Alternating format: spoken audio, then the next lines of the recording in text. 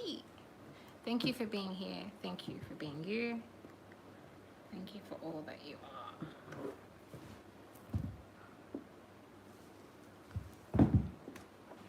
The old Odin, the one eye of Odin, tried to know too much. Okay, is that gonna work? Okay. Let's us begin by saying where I am, there is a heat wave going on. Yeah. And some of you may know by this stage, I hope if you're watching, you might have some idea of who I am. And that,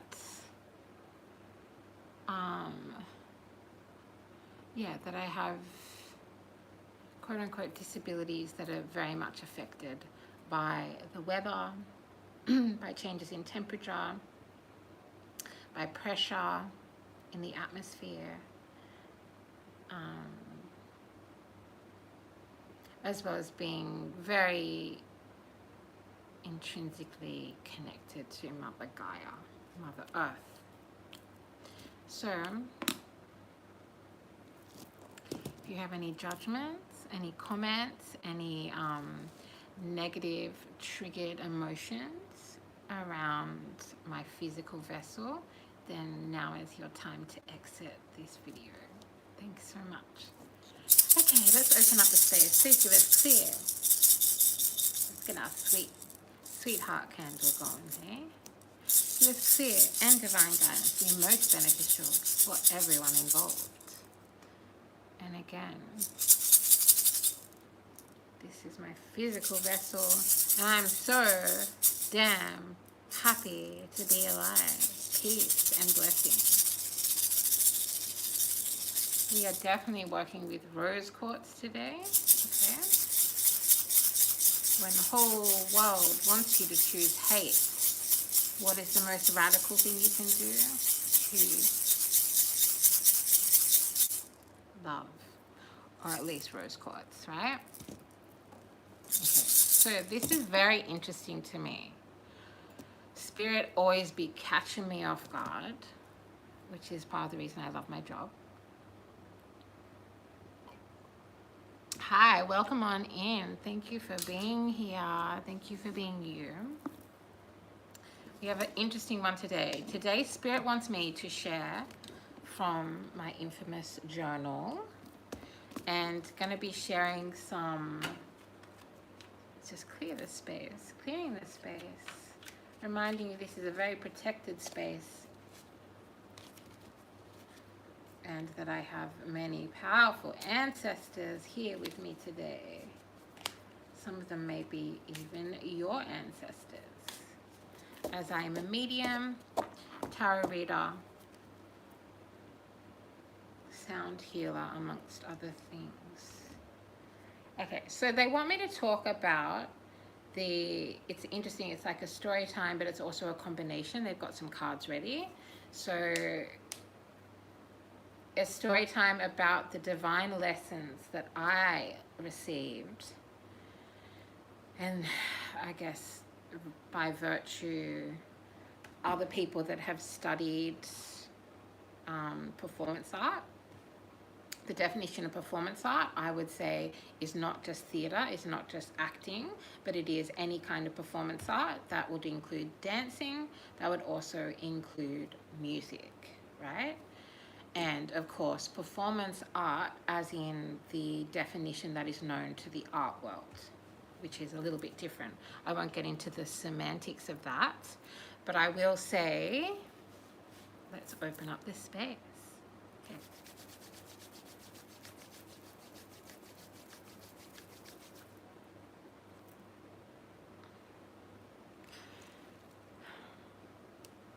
I asked, when Spirit asked me to do something, I am not a blind follower, even when it comes to, directions from divinity, directions from the divine, directions from deities, gods, energies, frequencies. even angels. I always process what I'm being asked to do. And so I'm like, why would you want me to talk about my experience of studying performance art? The answer is because it will help you in your quote unquote spiritual warfare. So basically, I'm being guided to share, which I think is an important thing to do, sharing life skills. And you hear a lot of people in the spiritual community talking about moving in silence. And I'm being encouraged to go against the grain and say that now is a time to actually share our skills, share our knowledge, and particularly if we feel like it will help other people who do walk within righteousness, who do have good intention for those around them, who are on a divine spiritual path, who are choosing the cup of divinity, the cup of devotion, I just heard. If you don't know, I'm a channel, so this is what channeling is. And it's funny, like if I show my video, show my face in the video, it'll get shared more. So it's almost like YouTube is like blackmailing people to like show their faces so that they get into the algorithm. Very interesting. Having said that, obviously not all the videos I show my divine vessel. Hi, how are you going? Welcome on in. Yeah, so these divine lessons are going to be presented in, well, I'm going to talk about them. I've written some notes. These divine lessons are connected to my time studying, like officially studying performance art all throughout my high school. I basically went to like an Australian version of Fame, ironically, right? Like, you know, that's funny if you know my opinions on Fame. Even though everything's shifting, everything's changing, and there are lots of people that are going to be stepping into the limelight, lots of people who are going to be stepping into leadership roles who you may or may not have expected, yeah? Please give me clear and divine guidance to be most beneficial for everyone involved. Yeah, so take these metaphorically. Maybe some of you actually have studied performance art. Some of you may be actors. Some of you may be dancers. Some of you may be musicians. Some of you may be realizing that you're a musician, realizing that you're a dancer, realizing that you have the ability to be an actor. And it's funny because I'm getting lots of channeled messages about the 9 muses, who are written about in Greek mythology as these 9 different representations of the different types of muses, as in somebody who inspires creation. Yeah. Hi, how you going? Welcome on in. Apparently this is going to help everybody in their spiritual warfare, and I'm guessing not just spiritual warfare, but like lessons beyond that. Yeah. And that's cute. Very interesting. The downloads always never cease to surprise me, right? Now, where were those? Ah, here we go. Divine lessons of studying performance art. Hi, how you going? How you going? Lovely to see you. Okay, so these divine lessons that are connected to studying performance art are going to help you in your life, are going to help you with whatever you have an issue with, are going to help you particularly in personal relationships, the way you communicate with other people, and spiritual warfare. So, you know, I'm not sitting here talking about spells, I'm not talking about jars, I'm not talking about dark covens and casting and protecting. These are literally lessons that I got from going to a performance art high school, and yeah, apparently they're going to help. Hi, how you going? Hi, I've said hi, and I'll say hi to you too. Hi to everybody that's here. Thank you for being here. Thank you for being you. Maybe you've got some performance artists in the room. Okay, Here we go. The lessons, the divine lessons, okay? Human nature. And I'm going to be reading my notes and then pulling a few cards. So one of the first things that, and you could say that this is almost like my first official study. I didn't realize it at the time, but it was almost like my first official study in magic was by going to a performance art high school. So that meant that from going to primary school into high school, clearing the throat chakra, going from primary school to high school is when I started, like went from a normal primary school, you could say normal, into a, let me put that right there. Oof. Into a performance art high school. So you could get in for acting, you could get in for singing, and you could get in for dancing. And for the first year of the high school, we were separated. So all the actors were together, all of the dancers were together, and all the musicians were together. There was also a fourth way that you could get into the school, the high school, which was by being a local, right? So ironically, of course, a lot of the locals were incredibly talented, but they had not specifically got into the high school for a quote-unquote talent, right? Please can be clear and divine guidance be most beneficial for everyone involved. One of the first lessons that it taught me was human nature, emotional depths and capacities. Capacity for emotional depths increased by acting, dancing, and performing music. Expressing this depth was a form of chosen shadow work. So you could almost see, and obviously I'm understanding this more and more, the more that I spiritually awaken and evolve, the more I do this work here with you. I realize that my time studying clearing the throat chakra, whoever is trying to mess with my throat, just sit down. Just take some notes. Sit down. Thank you so much. That it was almost like shadow work, because to express something, whether it was singing, whether it was dancing, or whether it was acting, which was the thing that I got in for. So I got in for theatre, right?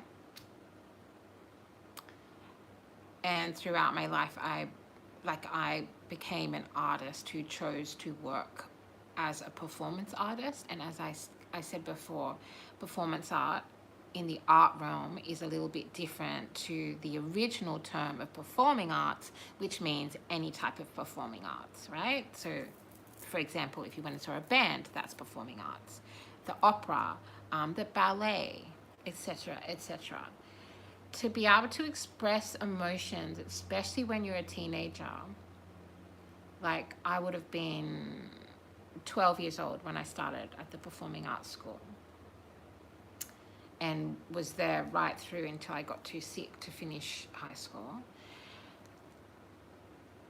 But it was almost like a shadow work, because you had to understand your own emotions and look at your own emotions to a certain level in order to be able to express those emotions, whether they were emotions that you had experienced, whether they were, like, you know, we were teenagers portraying some of the most well-known theatre shows in my specific specialty.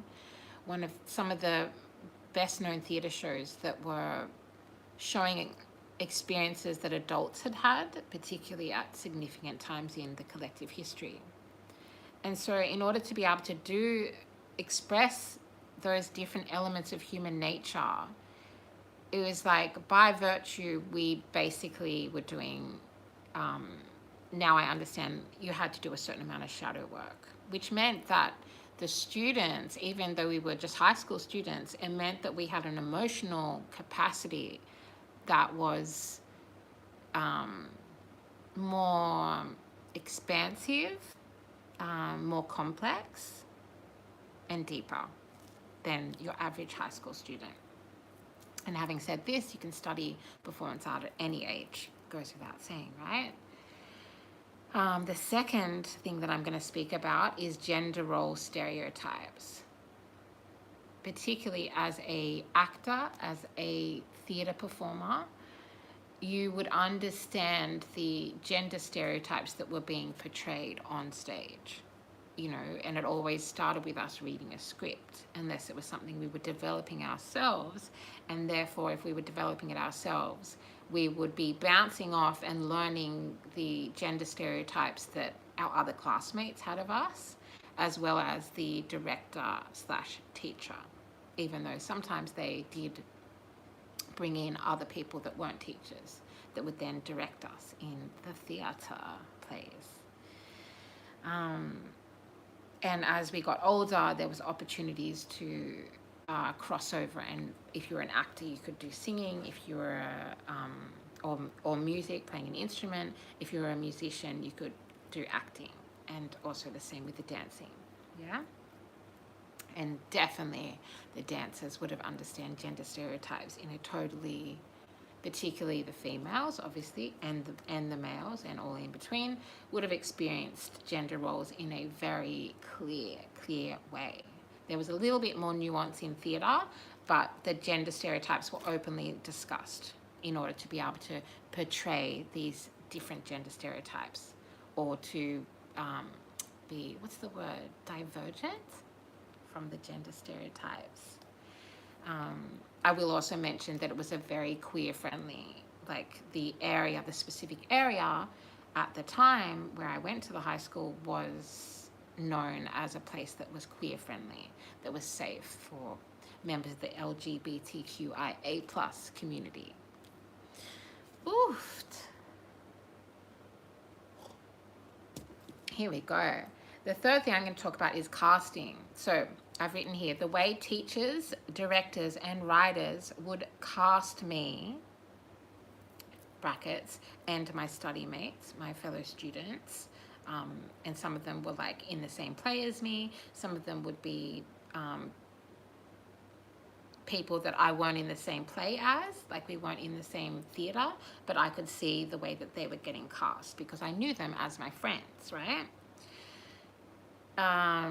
Yeah, and I've just written, it told me a lot. It told me and taught me a lot, particularly as, goes without saying, I was one of the only students in my class, for example, in the first year, of 30 plus students who had brown skin.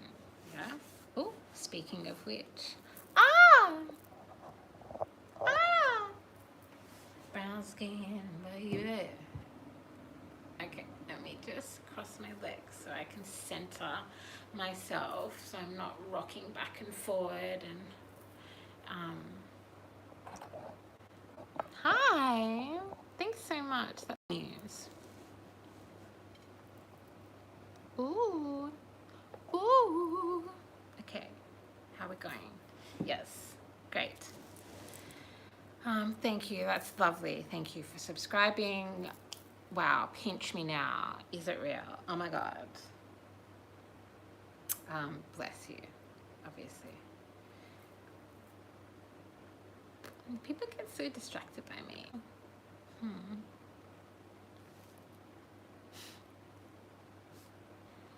El natural, as they say. The fourth thing I'm going to mention here is when friends were acting on stage as opposed to lying. This is interesting because it's maybe increased by the fact that we were teenagers, right? Oof. Sometimes things are almost too sweet. Shout outs to Marilyn. Yeah, when friends were acting on stage as opposed to lying. And then I've just written socializing as opposed to performing socializing, and learning to identify people's tells. Yeah, so you hear about this in poker games, I think. I don't gamble. I think gambling is kind of often quite dangerous. Side note. But yeah, you can tell this a lot when people, like I just learnt their tells basically. And obviously, for example, if I had a friend in high school, I had a friend who I was studying alongside, and I knew they hadn't done the test or they hadn't done the project, like I knew over the weekend they hadn't done their homework, and then they would tell the teacher a reason they hadn't done their homework that I knew was a lie. I could be able to see and observe them telling that lie, and then the next class we had might be a rehearsal of a play that we're both in, where they're acting something out, but it's not a lie specific to their real life. Hi, how are you going? Thanks for being here. Thank you for being you. So that's interesting. And then the fifth thing I'm going to mention, is that right? 1, 2, 3, 4, 5. Yeah, so that's, anyways, learning people's tells. And now understanding that I'm actually very telepathic, very psychically gifted, I think that I could see people's tells and understand people's poker faces, right? Understand people's tells on a spiritual, energetic, telepathic and psychic level that I didn't know that I was. But it was definitely made even more obvious because I would see them acting on stage, and then I would see them lying in real life. If that makes sense. Sometimes they were even lying about rehearsing. 1, 2, 3, 4, 5. The fifth thing I'm going to mention is energy projection. I didn't say protection, I said projection. And then I've written, performing arts requires radiating energy to the audience and to other performing artists. So if I was performing on stage and I wanted to I wanted to portray what was happening in the scene, right? Then I would be projecting, radiating a certain type of energy, a certain frequency as a performer, as an artist, but also as a person, because all I've written here, I've got a quote somewhere, I'll get to that.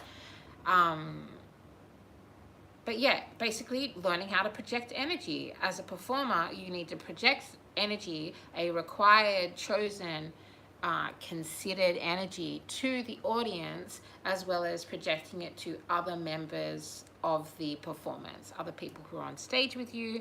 Even like if you have somebody doing the music score, then you're communicating, projecting energy towards the musicians.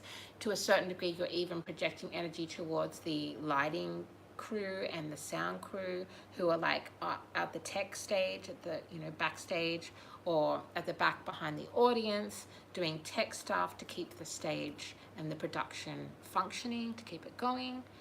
And you would project energy to your fellow actors and fellow performers in order for them to feel your energy and react and project back to you. And they're doing the same thing. They're not only projecting energy to you, but they're projecting out to the audience.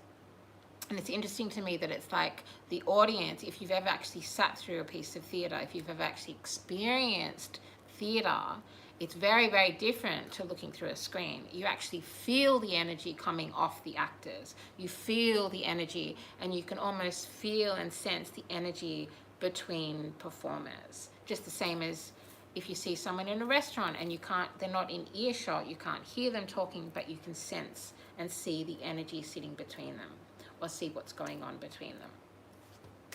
I hope that made sense. And these are channeled messages as well as some story time. If you're just joining us, it is Divine Lessons of Studying Performing Arts. Okay, I think the sixth thing is an experience of acting out, living, and embodying history. This is almost like I could do a whole different video on this, right? I've also written, rather than usual study/book learning. So most people would go through high school and would learn about history from books, from maybe some films they watched. Maybe they would go on a road trip or a school excursion to a museum or a gallery or a place of significance, and clearing the space. But what we were doing we were doing that as well, obviously, in our history classes. But then when we were doing our performing arts, for me, very much even more so, although this is the case for all performing arts, but as a theatre performer, as an actor, as a performing artist who was studying theatre and acting, I got to actually act out things that had happened in history. So there are plays that one of the plays we did was from the 1800s. Another play we did was from the 70s. Another play we did was was a new play that had only been written in the last 5 years. And so we actually, by playing different roles, different characters, in different places all over the world, we got to actually like role play, act out, and physically, emotionally, and for some of us spiritually, embody things that have happened in history in different places, different times. It's like, this is really interesting. Okay, I think this is the 7th, is it? So 1, 2, 3, 4, 5, 6, 7. The 7th thing I'm going to mention of the divine lessons from studying performing arts that is going to help you in your spiritual warfare and surviving life and surviving the apocalypse, blah, blah, blah, is the power of costumes and beauty. The way image, so it's also the power of image, the way that image can communicate and affect perception. I'll say that again. The power of costumes and beauty. The way image can communicate and affect perception. And then I've just written class, culture, race, ethnicity, personality, and sexuality, especially openness to sex, flirtation, and ideas of purity. And particularly as a teenager who is a woman, but as a young girl, becoming a woman, it was so noticeable in the different scripts that we were given and the different roles that we were cast in were, and I'm not saying this, I'm not even going to go into the potentially creepy way this can be perceived, but different people were given, cast as different roles connected to how physically developed we were and how sexually developed we were, right? So I think that says enough. I think that's very clear. And I can say from my perspective that I was very physically developed very early, right? Ba ba boom, bam bam bam. And so I got cast in roles that were more promiscuous. They were more flirtatious roles because of my body shape and also because I'm a black woman. And there's this thing that happens, whether it's from actual bigots or it's subconscious, particularly from people who aren't brown skin, aren't Indigenous, aren't black, is they will presume that brown skin people, particularly brown skin women, are more sexual, are more provocative, are more promiscuous. And that's, of course, connected to slavery, right? And colonization. Hold on, I'm just going to turn the fan because it is a heat wave up in here. Ah! Oh! Yeah. Hopefully that fan isn't bothering anybody. Okay. Oh, hi. How are you going? Wow, that's a lot of comments. How are you doing? Maybe you're connected to the performing arts as well. And I'm sorry if that fan is bothering you. You know, it's a heat wave. What are we going to do, right? Ideas of, okay, so yeah, the costume. So I really understood from working and studying, like actually studying performance art, the power of a costume. We would literally have costume changes. And sometimes a theatre show, a play, would go over the course of years, right? So like characters would age because that's what happens when time keeps going and you're human. And so we'd come on stage and be one age or one character. Some of us even were playing multiple characters. And then you go off stage, you go into the change rooms and you get changed into a different costume and come back and tell a different part of the story. So I learned very quickly that makeup, which people have been using for thousands of years, right? Costumes, as well as beauty, ideas of beauty, right, would play into the perception. So you can get an audience member to view a character very, very differently depending on how they're dressed, what if they have makeup, what their makeup is like, particularly for stage. You put extra makeup on for stage, and then sometimes the lights will get too hot and make the makeup melt, almost like a heat wave, right? How fucked is global warming? Can you believe there's still global warming deniers? Ooh. Anyway, staying focused. Peace, peace, peace, peace. And you work with rose quartz today, by the way. Ideas of aging and life stages, e.g. the maiden, the mother, and crone. You may know what that means. You're welcome to look into it. I highly encourage people to research, especially if I say something that moves you or triggers you or inspires you, right? Yeah.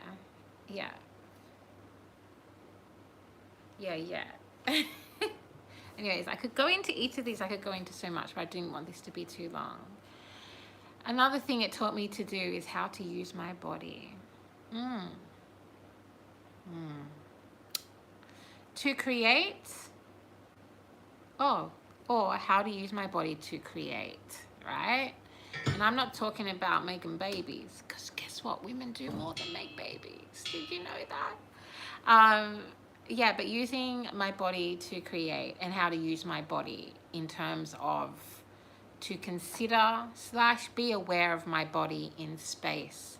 Yeah, so if you're on a stage and the stage is only this wide and this deep, you need to be able to know where you are within the stage. You need to be able to leave space for other actors to come on or off, other musicians or other dancers to come on and off the stage.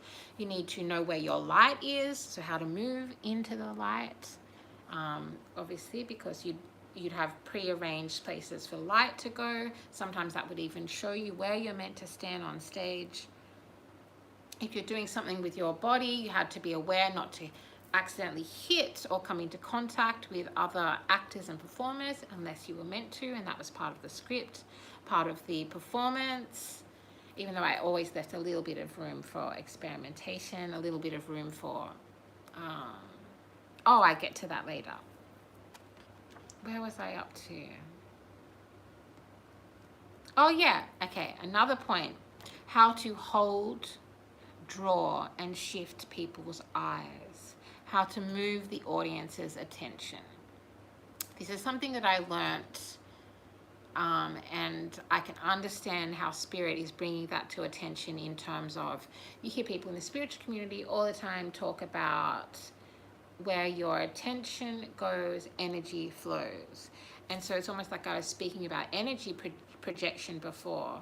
You learned how to use your body, how to use your voice, how to use all your godly gifts to get the audience to look at something. And sometimes you would do that while props were being moved, while curtains were being moved or shaped, while someone was coming on or off, while there was a lighting change, and also to increase levels of intensity in the production.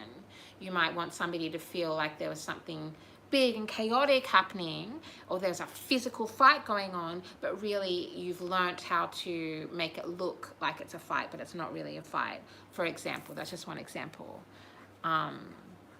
Yeah, and it's kind of incredible if you think about it, that there can be hundreds and hundreds of people sitting in the audience, and through the art of performance art and being well studied in performance art, you can get all of those people, except for maybe 5 or 10%, you can get, if there's 1,000 people watching, it's 1,000 people in the auditorium, you can get 950 of them to be looking at one particular spot on the stage. You get them to be looking at one particular action.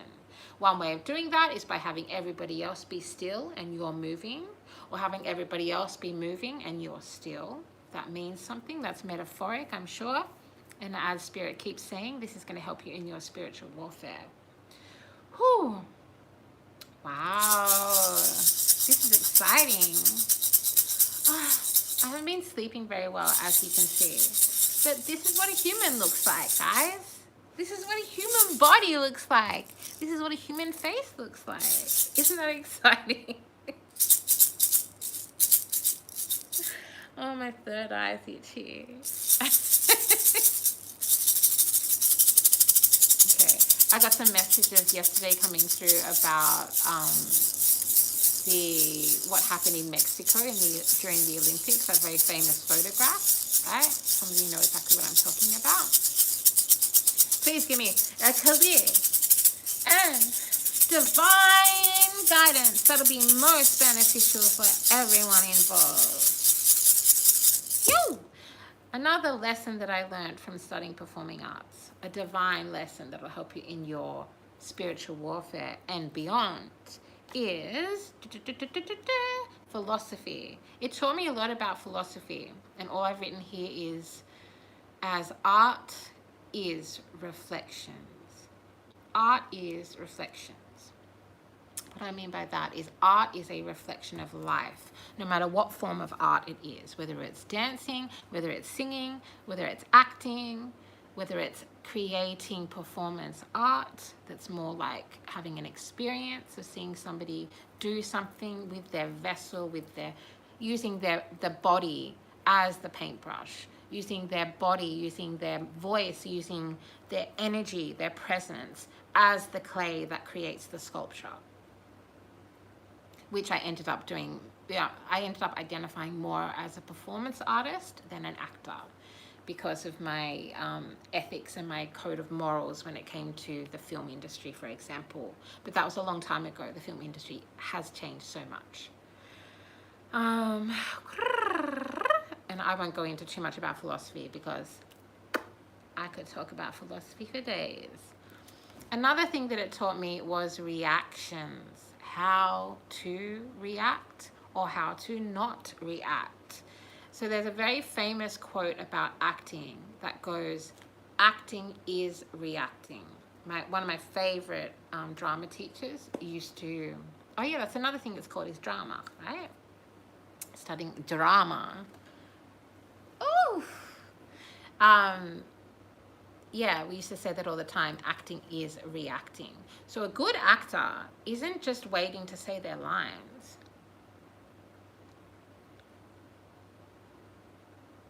A good actor reacts to the lines that the other actor has said.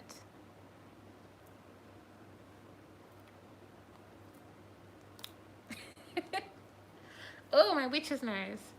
Good witches only at this channel. Thank you very much. Peace, peace and love. Yeah. And so this involved pre-thought, pre-considered, pre-planned actions that you would then react to. That's what makes a good actor, a good performer. Because acting is actually this incredible thing that happens between actors, as well as the entire crew, the entire cast, right? As well as the audience, yeah, obviously. And then I've also written, as well as staying in the moment. So this has taught me, it really did teach me how to stay present, how to stay in the moment in order for my reaction to the other actors, the other performers, for my reaction to them to be completely actually genuine and natural. I had to learn to stay in the moment, to allow myself to react, which meant that how I was feeling, the frequency I was in and the energy that was being projected to me from the other actors, the other performers, as well as the audience to some degree, I would be reacting to that in the way that felt right in that moment, which of course meant that I wasn't putting in extra lines, right? I wasn't changing the script, but I was staying true to my natural reactions. And that's what made me a really good actor, a really good performance artist. And now I, of course, understand it's also because I'm a sage and an oracle and a prophet. So what a combination, right? I've only got 10% battery, so I'm just gonna wrap this up. Okay, the biggest thing that I'm gonna end on here today, because I feel like this is really massive, like it's just so interesting the way Spirit's working with this, is improvisation. And that links back to the reaction thing that I was just speaking of. Studying performance art taught me improvisation. How to improvise on the spot, right? So in the moment, again, staying in the moment, which is something that will help you with your spiritual work, with your ascension, with your life, as well as your spiritual warfare.